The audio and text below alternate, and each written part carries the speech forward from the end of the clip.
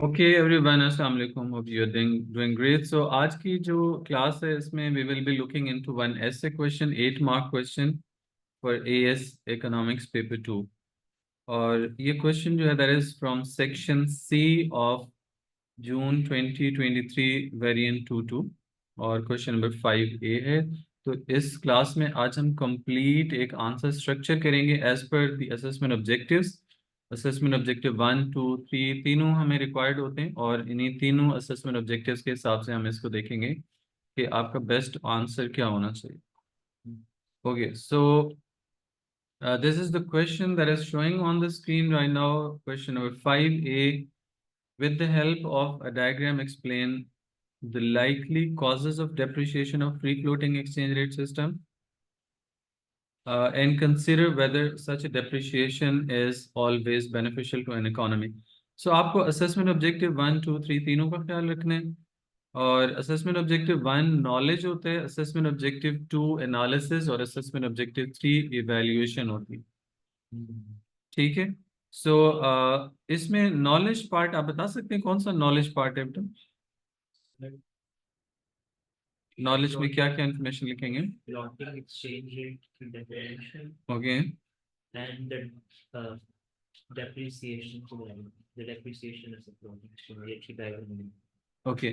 सो सबसे पहला काम आपने ये करना है, असेसमेंट ऑब्जेक्टिव 1 में आपको नॉलेज देना है। नॉलेज में इस क्वेश्चन के अंदर जो भी इंपॉर्टेंट टर्म्स हैं इनको डिफाइन करें। समटाइम्स बैकग्राउंड के तौर पे भी नॉलेज आपको देना होता है। जैसे ये जिस टॉपिक का क्वेश्चन है उसको पहले डिफाइन कर लें। एक्सचेंज रेट से रेलेवेंट टॉपिक है। So first of all you can define what exchange rate is. फिर आप बताएं free floating exchange rate system क्या होता है, and then you can talk about depreciation of currency के डेप्रिसिएशन का क्या मीनिंग है। सो इसको आंसर करने के लिए आप इसको लाइक कैसे स्टार्ट करेंगे? असेसमेंट ऑब्जेक्टिव 1 मैंने आपके लिए ऑलरेडी लिख रखे है, तो आप इसको जस्ट क्विकली पढ़ लें। जैसे मैंने अभी बताया कि सबसे पहले आप एक्सचेंज रेट को डिफाइन करेंगे। Exchange rate is the price of a currency in terms of another currency. For example, $1 is equal to 234 Pak rupees. और फ्री फ्लोटिंग एक्सचेंज रेट का मीनिंग बता दें। A system in which exchange rate is free floating exchange rate is one of the important ways to determine exchange rate of currency, and it refers to the system where the value of currency in terms of another currency is set through the free forces of demand and supply.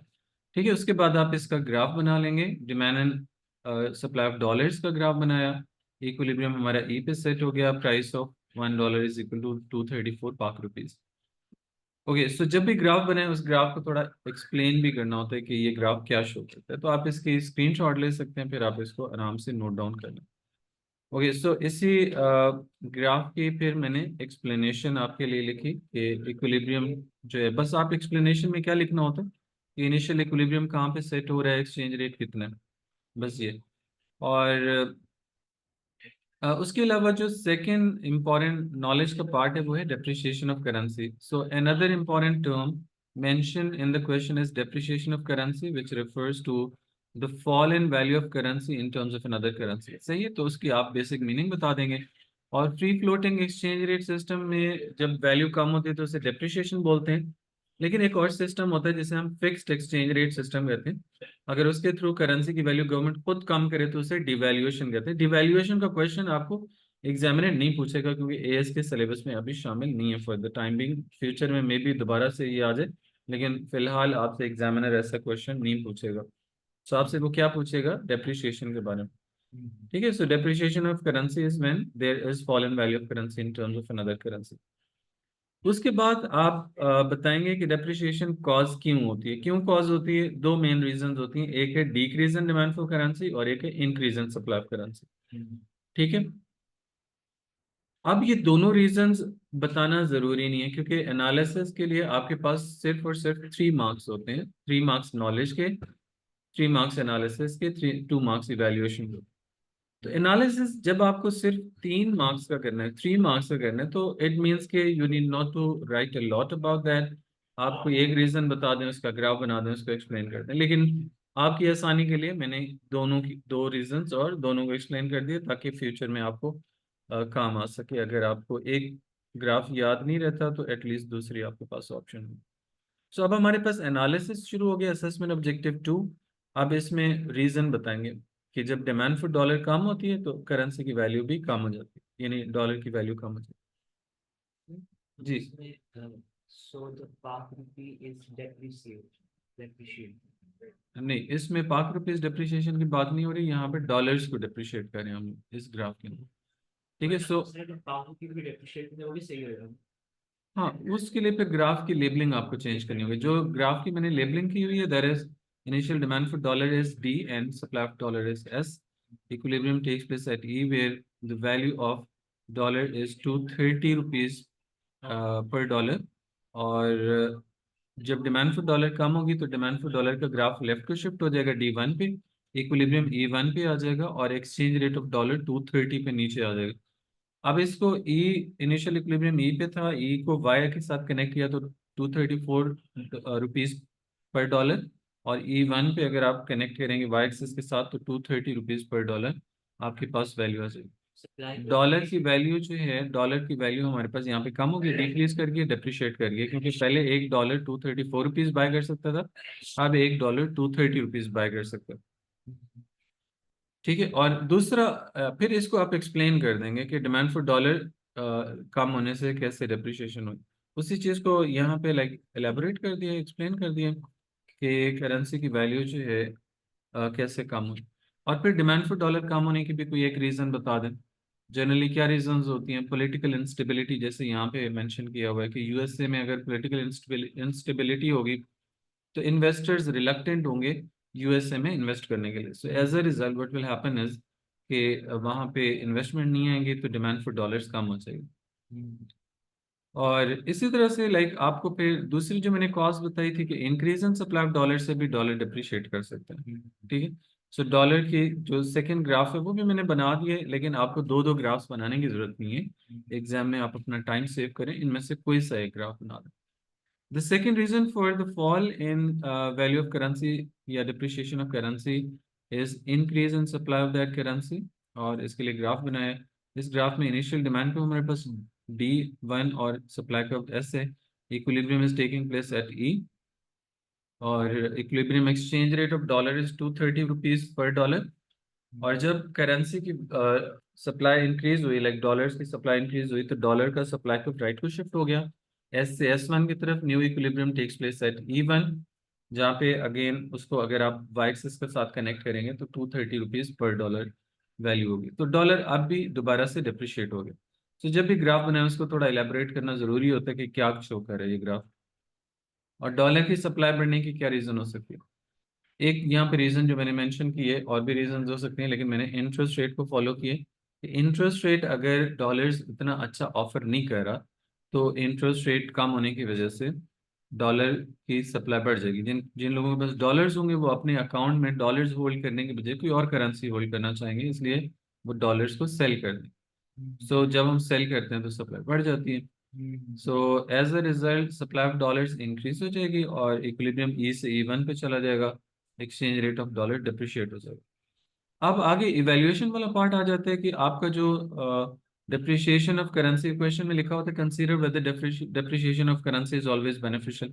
तो अब आप वहां पे क्या बताएंगे कि currency depreciate होने के क्या बेनिफिट हो सकते हैं, क्या नुकसान हो सकते हैं, फिर आप एंड पे कंक्लूड कर देंगे। सो यहाँ पे जो मैंने चीज मेंशन की है डेप्रिशिएशन के हवाले से वो ये है कि जब करेंसी डेप्रिशिएट करती है तो आपकी एक्सपोर्ट्स चीपर हो जाती है, इंपोर्ट्स एक्सपेंसिव हो जाती है।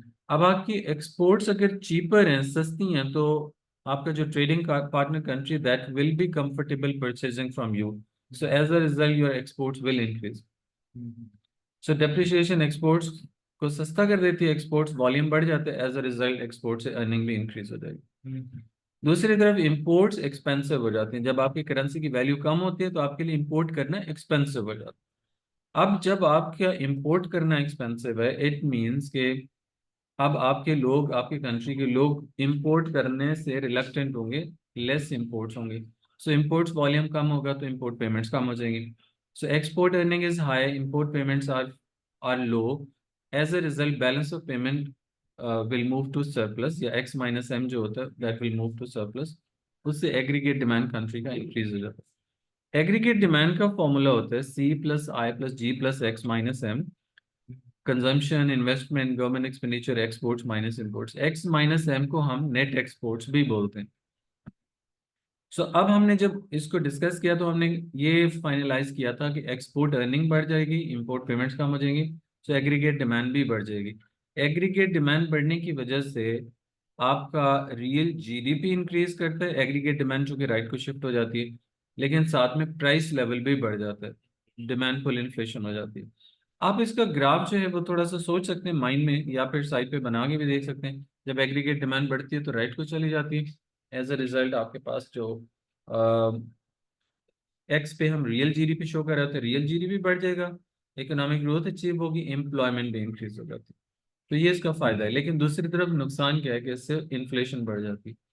एंड पे आपको कंक्लूड करना है, कंक्लूजन में आप ये बता सकते हैं, जैसे कि एक कंक्लूजन यहाँ पे मैंने ड्रॉ किया हुआ है कि बेनिफिशियल हो सकता है कंट्री के लिए, लेकिन ये हमेशा ऐसे नहीं होगा। बेनिफिशियल क्यों होगा? क्योंकि इससे इकोनॉमिक ग्रोथ, जीडीपी, एम्प्लॉयमेंट, ये चीज़ें बढ़ती हैं, इसलिए it is beneficial to the economy. लेकिन इससे चूंकि इन्फ्लेशन बढ़ जाती है, और अगर इन्फ्लेशन आपका ट्रेडिंग पार्टनर कंट्री से ज़्यादा होगा तो फिर ट्रेडिंग पार्टनर कंट्री आपसे परचेज करने में रिलक्टेंट होगा, फिर आपकी एक्सपोर्ट्स कम हो सकती हैं, इन द फ्यूचर आपकी एक्सपोर्ट्स कम हो जाएंगे। लेकिन अगर ओवरऑल हम देखें तो डिप्रिसिएशन ऑफ करेंसी के हमें बेनिफिट ज़्यादा नजर आते हैं, सो बेनिफिट्स में ओवर आउटवे इट्स डिसएडवांटेजेस और ड्रॉबैक। ठीक है, so this is a sample answer for 8 mark question. और इसमें मैंने एक एडिशनल चीज़ जो लिखी हुई थी वो ये था कि डिमांड एंड सप्लाई दोनों के ग्राफ्स बनाए हुए थे, उनमें से आपको कोई एक ग्राफ बनाना है ताकि आपकी लेंथ जो है वो भी एक सर्टेन लेंथ तक रहे, और फिर उसका साइज बहुत ज़्यादा, वॉल्यूम बहुत ज़्यादा हाई ना हो जाए, और फिर आपका टाइम ना वेस्ट हो। तो एग्जाम में क्योंकि प्रेशर होता है, टाइम को भी सेव करना बड़ा ज़रूरी होता है। ठीक है बेटा, so see you in the next class इंशाल्लाह। अल्लाह हाफिज़।